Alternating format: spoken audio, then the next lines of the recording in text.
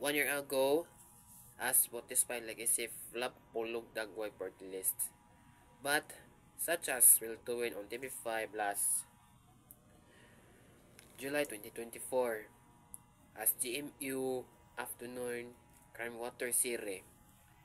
If the buaya dagway siri are sparkle dagway all murag iyang dagwaya pergaba kaayo since June to September 2024. We need a vlog in I repeat this.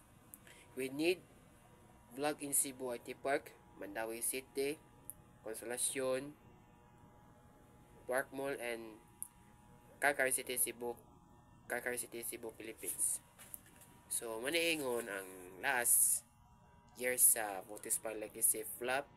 Muna ang mga buhayan sere nila ni si Mr. Madmayad.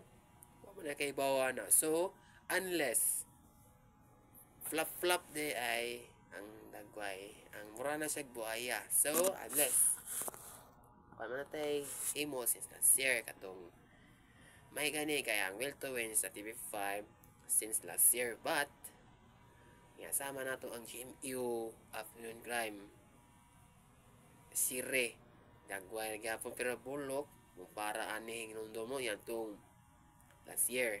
Hinumdum mo nga to pag Butis pa Legacy Flop matagabi mo gapon Epigize Batang Quiapo atong Mayo 5, 2023 after 2 katoy ang nakalabay. So, wala ka bantay ka na. Ang murgapon is Epigize Batang Quiapo. Ang nakumpara kapamilya channel, kapamilya ni live, ito si TV5. O I1 TFC asin sinimo. Ano man, kay idol ni Tanggol, murgapon. So, mura to. Ang dagwaya na, mura siya buhaya sire. Buhaya serya na, mura sa nagbuhaya. Muning dagway sa GMU telebibyo. Muning dagway. Pero flop series ang ingon sa mga trolls.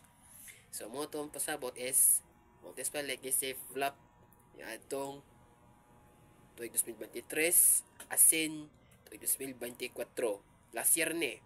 So, mura to ha. Magapon. Mura to TV5 to. Okay? So, moro to ha.